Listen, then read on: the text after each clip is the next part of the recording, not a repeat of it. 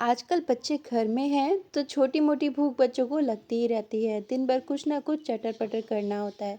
तो आज वही छोटी-मोटी बच्चों की जो भूख होती है उसका समाधान करने के लिए मैं आपके साथ 2 रेसिपी शेयर करूँगी। उससे पहले मैं आ गई हूँ अपने गार्डन के बैक साइड में और ये देखिए हमारे गार्डन के बैक साइड में भी बहुत सारा करी पत्ता लगा है। यहाँ मैंने थोड़ा-सा पुदीना लगाया है 1 हफ्ते पहले ही, वो भी काफ़ी बढ़िया ग्रो हो रहा है। और ये एक अमरूद का पेड़ लगाया था, इसको लगाए हुए 2 साल हो गए हैं पर अभी तक इसमें फ्रूट नहीं आया है। पता नहीं कब आएगा, समझ नहीं आता है। तो हमारे गार्डन का ना पीछे का हिस्सा भी है ना, वो भी बहुत अच्छा सुंदर सा ग्रीनरी से भरपूर है। तो यहाँ मैं काफ़ी सारा करी पत्ता ले आई हूँ जिसको मैं दोनों ही रेसिपीज़ में यूज़ करूँगी। यहाँ मैंने ले लिया है ये कॉर्नफ्लेक्स, ये कच्चा वाला कॉर्नफ्लेक्स है जिसको हम दूध में डालकर नहीं खाते हैं, इसकी हम नमकीन बनाते हैं। दूध वाला जो कॉर्नफ्लेक्स होता है वो अलग होता है, वो भी मैं आपको इस वीडियो में दिखाऊंगी आगे। ये बहुत ही आसानी से किसी भी ग्रोसरी स्टोर में आपको मिल जाएगा। चलिए इसके साथ हम बनाते हैं एक हेल्दी सी नमकीन। आप ऑयल देख के सोच रहे होंगे हेल्दी कैसे होगी इतने सारे ऑयल में, पर आप देखिएगा ये नमकीन बहुत ज़्यादा हेल्दी बनकर तैयार होगी। तो जो ऑयल है उसको मैंने खाली कर लिया क्योंकि पैकेट ना बहुत जल्दी गिर जाता है और सारा ऑयल फैल जाता है मेरे से तो अब इस कॉर्नफ्लेक्स को ना फ्राई कर लेंगे।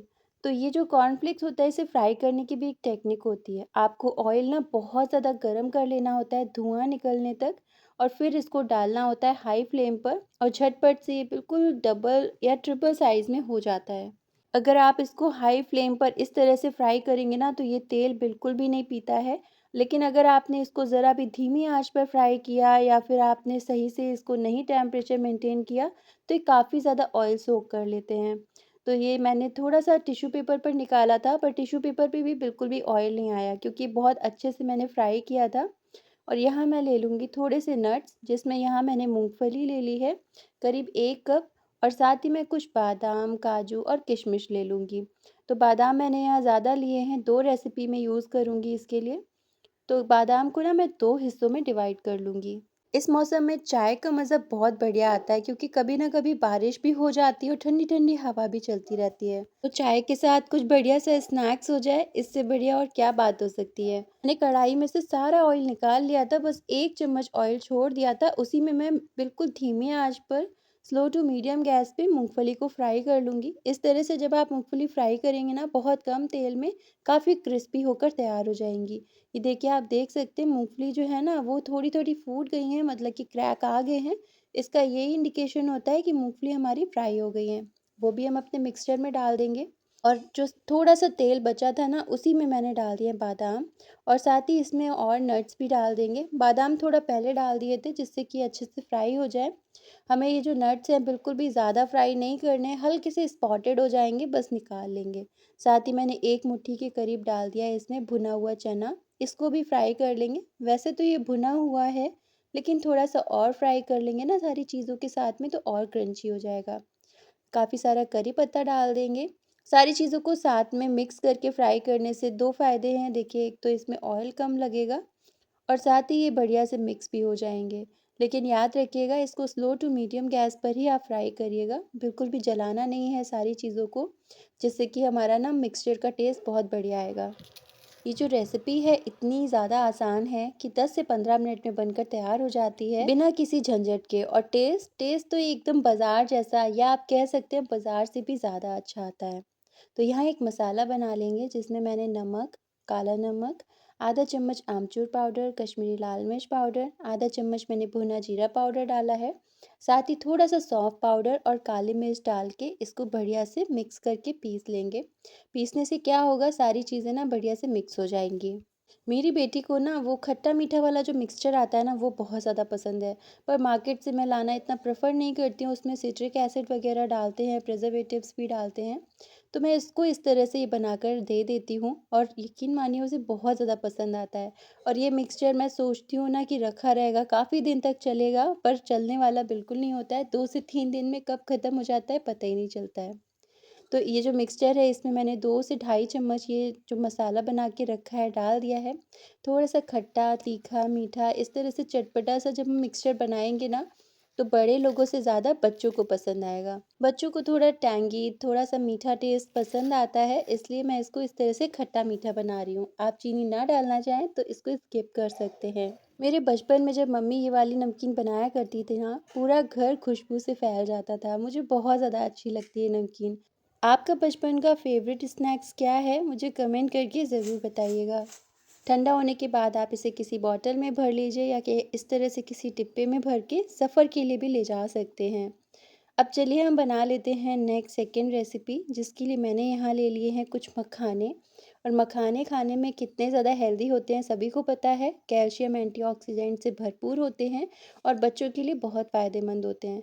तो सादा नमकीन मखाने खाने से अच्छा है कि इसको थोड़ा सा टैंगी ट्विस्ट देते हैं, उसके साथ में बनाएंगे ना तो ये जो मंचिंग का ऑप्शन है ना बहुत ज़्यादा बढ़िया और टेस्टी बनकर तैयार होगा। तो कढ़ाई में मैंने सिर्फ 1 चम्मच ऑयल डाल दिया है और उसमें डाल देंगे थोड़े से पीनट्स। जो भी यहाँ पर मैं चीज़ें यूज़ करूँगी, टेस्ट के अकॉर्डिंग आप कम या ज़्यादा कर सकते हैं, कोई ऐसा ख़ास मेज़रमेंट नहीं है इसमें। जब तक कि मूँगफली भून रही थी ना, मैं यहाँ पर थोड़ा-सा नारियल काट लूँगी। ये जो सूखा वाला नारियल होता है ना, वही है। तो मूँगफली सेम उसी प्रोसेस में स्लो टू मीडियम आँच पर मैंने फ्राई कर ली है और यहाँ मैंने 2 चम्मच देसी घी डाल दिया है। देसी घी में मैं डाल दूँगी मखाने। मखानों को मैं हमेशा देसी घी में प्रेफ़र करती हूँ फ्राई करना, इससे ना इसमें बहुत बढ़िया सी खुशबू आती है। मखानों को फ्राई करने के लिए आप 2 से 3 मिनट तक इन्हें हाई फ्लेम पर फ्राई करें, उसके बाद बिल्कुल लो फ्लेम पर इसे 3 से 4 मिनट और फ्राई कर लें। बहुत बढ़िया से क्रिस्प हो जाते हैं और ये बिल्कुल भी मॉइस्ट नहीं होते हैं, आप चाहे कितने भी दिन इसको रख कर खा सकते हैं। तो यहाँ मखाने बढ़िया से क्रिस्प हो गए थे और सेम जो थोड़ा-सा घी बचा था ना, उसी में थोड़े से बादाम डाल दिए हैं जो मैंने काट के रखे थे और इसी के साथ थोड़े से काजू और नारियल भी डाल देंगे। तो मैं यहाँ पर थोड़ा कम घी डाल के बना रही हूँ ये, जिससे कि ज़्यादा हेल्दी बने।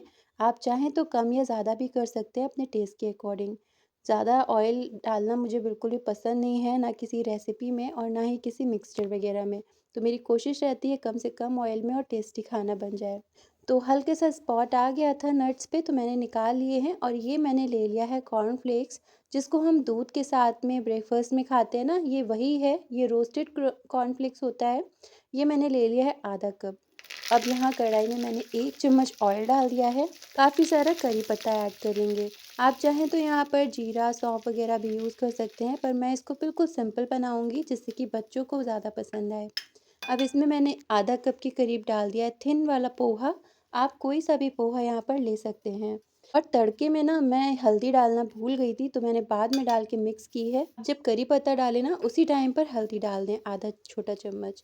साथ ही यहाँ मैंने कॉर्नफ्लेक्स को भी मिक्स कर लिया है और इसको स्टर करते हुए बढ़िया से चला लेंगे। अच्छा ये बताइए, आपके घर में नमकीन सबसे ज़्यादा किसे पसंद है? और कौन सी वाली नमकीन आपको ज़्यादा खानी पसंद है? तो मैं यहाँ पर ना थोड़े से सेव भुजिया भी डालना चाह रही थी, पर मुझे समझ नहीं आ रहा था डालूँ या नहीं डालूँ। आप मुझे कमेंट करके बताइएगा, क्या मुझे सेव भुजिया इसमें डालनी चाहिए थी कि ये अच्छी बनेगी क्या? तो मैं नेक्स्ट जो मिक्सचर बनाऊँगी ना, उसमें मैं सेव भुजिया भी डालूँगी।